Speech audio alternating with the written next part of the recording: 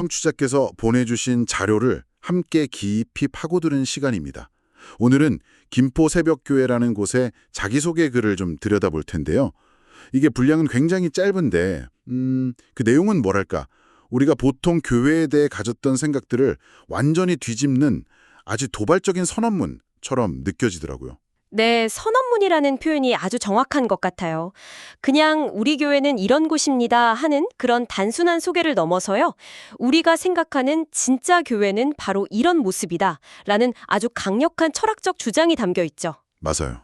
그래서 오늘 저희는 이 주장이 그저 이상적인 구호인지 아니면 정말 실현 가능한 대안이 될 수 있을지 하나씩 좀 검증하듯이 따라가 보려고 합니다. 좋습니다. 그럼 그 도발적인 주장들 한번 첫 번째부터 시작해 볼까요? 이 글의 첫 문장부터가 굉장히 강렬합니다. 김포 새벽교회는 개인의 영성보다는 교회의 영성을 중요시합니다. 아니, 보통 신앙생활이라고 하면 지극히 개인적인 영적 성장, 경건 훈련 이런 걸 떠올리잖아요. 그런데 개인보다 교회를 앞세운다는 게 처음엔 좀 낯설게 들리네요. 바로 그 지점이 이 교회의 정체성을 파악하는 가장 중요한 첫 번째 열쇠인 거죠. 현대사회, 특히 서구 기독교의 영향 아래서는 신앙이 점점 개인화되는 경향이 강해졌거든요. 아, 개인화요? 네, 나의 구원, 나의 영적 만족, 나의 은혜 이런 것들이 중심이 되기 쉽죠. 그런데 이 교회는 그 방향을 정면으로 거스르겠다는 겁니다. 방향을 거스른다. 그게 구체적으로 어떤 의미일까요? 최근 몇 년간 한국 교회 안에서도 소위 가나안 성도라고 불리는 분들이 늘어나는 현상이 있잖아요. 네네. 교회는 안 나가지만 신앙은 유지하겠다는 분들이요. 맞아요. 그런 개인화된 신앙의 흐름 속에서 이 교회는 신앙은 결코 홀로 완성될 수 없다고 선언하는 셈입니다. 그러니까 교회를 단순한 개인들의 모임이 아니라 그 자체가 하나의 유기적인 몸, 하나의 영적 공동체로 보는 거죠. 아, 개개인의 영성은 이 공동체 안에서 함께 호흡하고 성장할 때 비로소 건강해질 수 있다는 아주 강력한 문제제기입니다. 아하, 그런 배경에서 나온 선언이었군요. 그러면서 그 공동체의 중심축으로 말씀, 예배, 그리스도 이 세 가지를 제시하고요. 그리고 덧붙이는 말이 또 인상적이에요. 사람 수가 적다고 징징대지 않고 두세 사람으로도 건강한 교회를 세워간다. 이게 뭐랄까 자신감의 표현 같기도 하고 또 어떻게 보면 우린 원래 다 가요라고 미리 바라는 것 같기도 하고요. 그렇죠. 여기서 건강한 교회라는 단어 선택이 핵심입니다. 많은 교회들이 자신도 모르게 성공한 교회를 지향하거든요. 아, 성공한 교회요? 네. 교인 수, 건물의 크기, 재정 규모 같은 그런 양적인 지표로 성공을 판단하는 거죠. 그렇죠. 하지만 이 교회는 성공이 아닌 건강이라는 그 질적인 가치를 내세웁니다. 마치 사람이 키가 크고 덩치가 좋다고 무조건 건강한 게 아니듯이 교회도 외형적인 크기가 아니라 말씀, 예배, 그리스도라는 핵심 가치가 얼마나 살아 숨쉬느냐로 건강을 판단해야 한다는 겁니다. 두세 사람만 모여도 이 중심만 확실하다면 이미 충분히 건강하고 의미 있는 공동체라는 철학이 담겨 있는 거죠. 공동체의 건강함을 양적인 성장에서 찾지 않겠다 이런 선언이군요. 그런데 이런 철학이 가장 현실적으로 부딪히는 지점이 바로 돈 문제 아닐까요? 이상은 좋지만 교회를 운영하려면 결국 재정이 필요하니까요. 아니나 다를까 이 교회는 헌금에 대해서는 훨씬 더 파격적인 이야기를 하고 있더라고요. 네, 이 부분이 아마 이 글에서 가장 충격적인 대목일 겁니다. 제가 한번 읽어볼게요. 하나님께 정당하게 번 돈으로 헌금하고 불법으로 번 돈은 헌금하지 마시고 과자나 사 먹으세요. 아니, 제가 이걸 읽고 한참을 다시 봤습니다. 보통은 어떤 돈이든 감사히 받지 않나요? 근데 여기는 대놓고 그런 돈은 받지 않겠다. 차라리 과자나 사 먹어라. 이렇게 말하고 있어요. 정말 파격적이죠? 이 문장은 헌금의 거룩성이 대체 어디서 오는가에 대한 아주 근본적인 질문을 던집니다. 그 거룩성은 액수의 많고 적음에서 오는 게 아니라는 겁니다. 네. 심지어 헌금이라는 종교적 행위 자체에서 오는 것도 아니라고 말해요. 오직 그 돈에 깃든 정직한 땀에서만 온다는 그런 선언이죠. 아, 정직한 땀. 만약 돈의 출처가 정직하지 못하다면 아무리 많은 액수를 바친다 해도 그건 하나님 앞에서 의미가 없다는, 어찌 보면 아주 무서운 이야기이기도 합니다. 듣고 보니 그렇네요. 돈의 액수보다 출처를 따진다는 건데 이건 사실 교회를 다니지 않는 분들이 들어도 속이 시원할 만한 이야기 같아요. 그러면서 헌금 액수가 적다고 징징대지 않고 두 랩돈으로 하나님의 큰 일을 해낸다고 말합니다. 앞서 사람 수에 연연하지 않는 태도와 정확히 같은 맥락이네요. 맞습니다. 도렙도는 성경에서 가난한 과부가 자신의 전 재산이었던 동전 2잎을 바쳤던 그 이야기에서 나온 표현이죠. 네, 그렇죠. 예수님은 그 과부가 다른 부자들보다 훨씬 더 많이 바쳤다고 칭찬하셨거든요. 이 표현을 썼다는 건 우리는 헌금의 액면가가 아니라 그 안에 담긴 마음의 무게, 그 사람의 삶 전체를 보겠다는 의지의 표현입니다. 100만 원 중에 10,000원과 전 재산 10,000원 중에 10,000원은 그 무게가 다르다는 거죠. 정말 이상적이고 멋진 철학입니다. 그런데 한편으로는 좀 걱정이 되기도 해요. 이 교회가 스스로를 자비량 교회라고 밝히면서도 저절로 굴러간다고 착각하지 마세요. 더 많은 헌신, 헌금, 후원이 필요합니다라고 솔직하게 말하거든요. 그런데 과연 이런 철학을 고수하면서 정말 교회가 운영이 될까? 하는 현실적인 의문이 드는 거죠. 바로 그 지점에서 이 교회의 가장 급진적인 실험이 등장합니다. 어떤 거죠? 재정은 월말 결산하고 다음 달로 이월하지 않는다는 원칙입니다. 네, 재정을 이월하지 않는다고요? 그럼 매달 남는 돈은 다 써버리고 다음 달은 영원에서 다시 시작한다는 건가요? 이건 좀 무모하게 들리는데요.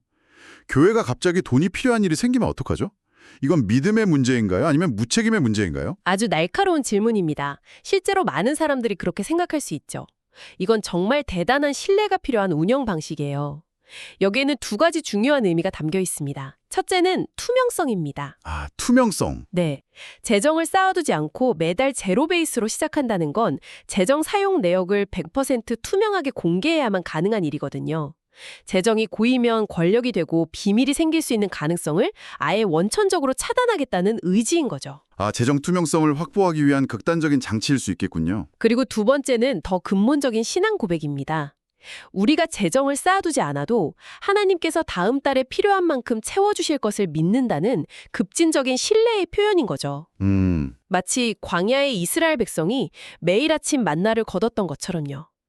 물론 지적하신 것처럼 현실적인 위기관리 측면에서는 매우 위험해 보일 수 있습니다. 하지만 이 교회는 그 위험을 감수하는 것 자체가 자신들의 신앙 고백이라고 말하고 있는 겁니다. 와, 이건 정말 보통 묘등이 아니면 시도조차 할 수 없는 방식이네요. 공동체에 대한 생각도 다르고 돈에 대한 철학도 이렇게 급진적이라면 이들이 생각하는 예배 역시 우리가 아는 것과는 다를 것 같다는 생각이 듭니다. 정확합니다. 이 교회의 독특한 철학은 예배에 대한 정의에서 정점을 찍습니다. 주일에는 교회에서 예배, 평일에는 세상에서 예배합니다. 이 개념을 설명하기 위해 드는 예시가 정말 압권이에요. 아니, 다른 것도 아니고 박스 에이스라니요. 표현이 너무 생생해서 머리에 확 박힙니다. 성경의 사도 바울이 텐트 메이커였던 것처럼 이 교회의 유 목사님은 물류센터에서 박스 메이커로 일하는데 박스 접는 일도 예배처럼 해서 박스 에이스가 되었다는 거예요. 보통 목사님이라고 하면 강단에서 근엄하게 말씀을 전하는 모습이 떠오르는데 물류센터에서 박스를 가장 잘 접는 분이라니 여기서부터 이미 우리가 가진 고정관념을 깨고 들어오네요. 바로 그 점을 노린 것 같습니다. 이 박스 에이스라는 한 단어보다 더 강력하게 성과 속의 구분이 무의미하다고 말하기는 어렵죠. 네, 많은 신앙인들이 교회에서의 거룩한 삶과 세상에서의 세속적인 삶을 분리하는 경향이 있거든요. 하지만 이 예시는 그 구분을 완전히 무너뜨립니다. 교회 건물 안에서 드리는 기도나 찬양만이 예배가 아니라 물류센터에서 박스를 접는 노동, 그 일에 최선을 다해서 탁월함을 발휘하는 것 역시 하나님께 드리는 온전한 예배가 될 수 있다는 그런 신학을 삶으로 보여주는 거죠. 아, 박스 에이스라는 말이 그냥 재밌는 표현이 아니었군요. 그러니까 이 목사님은 내가 세상에서 열심히 일해서 돈을 벌어 교회에 헌금한다. 이걸 넘어서 박스를 접는 행위 그 자체가 예배다 라고 말하고 있는 거네요. 이건 정말 차원이 다른 이야기인데요. 외로가 아니라 교회에서 세상으로. 그 방향 전환이 의미하는 바는 뭘까요? 전통적으로 교회는 세상에서 상처받고 지친 영혼들을 불러 모아서 위로하고 보호하는 일종의 피난처나 방주의 역할을 강조해 왔습니다. 그렇죠. 안전지대 같은 느낌이죠. 네, 세상으로부터 분리된 안전지대인 셈이죠. 하지만 이 교회는 그 방향을 뒤집겠다는 겁니다. 교회는 성도들을 세상 속으로 파송하기 위한 훈련소이자 베이스 캠프가 되어야 한다는 거죠. 신앙의 에너지를 안으로 모으는 구심력이 아니라 밖으로 확장시키는 원심력을 더 중요하게 생각하는 시도라고 볼 수 있습니다. 자, 오늘 저희가 살펴본 이 짧은 글 정말 많은 생각을 하게 만드네요.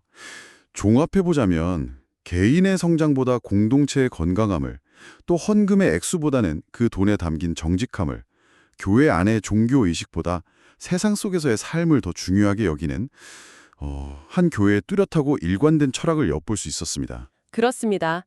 이 글은 현대 교회가 공통적으로 고민하는 문제들, 예를 들어 대형화에 대한 집착이라든지 물질주의, 신앙과 삶의 분리 같은 문제들에 대해서 작지만 아주 단단한 대안을 제시하려는 시도로 보입니다. 특히 박스에이스 목회자의 이야기처럼 추상적인 구호가 아니라 자신들의 삶에서 나온 구체적이고 진솔한 언어로 정체성을 드러내는 방식이 매우 설득력 있게 다가옵니다. 글의 마지막은 이렇게 끝납니다. 새벽 교회에서 혁신적인 신앙생활을 하고 싶은 분들은 연락 바란다. 오늘 우리가 나눈 이야기를 바탕으로 청취자 여러분께 마지막으로 이런 질문을 던져보고 싶습니다. 이들이 말하는 혁신이란 과연 무엇일까요? 보통 혁신이라고 하면 최신 기술을 도입하거나 세련된 프로그램을 운영하는 것을 떠올리기 쉽습니다. 하지만 이 글을 통해 본 이들의 혁신은 오히려 정반대의 방향을 향하는 것 같습니다. 어쩌면 혁신이란 가장 근본적인 가치로 돌아가려는 가장 급진적인 시도를 의미하는 것은 아닐까요? 그리고 그 질문은 비단 교회에만 해당되는 것 같지는 않습니다. 여러분이 속한 조직이나 공동체에서 진정한 혁신은 무엇인지, 화려한 외형을 쫓는 것인지 아니면 박스에이스처럼 가장 본질적인 가치를 묵묵히 실현해내는 것인지 한번 생각해 보시면 좋겠습니다.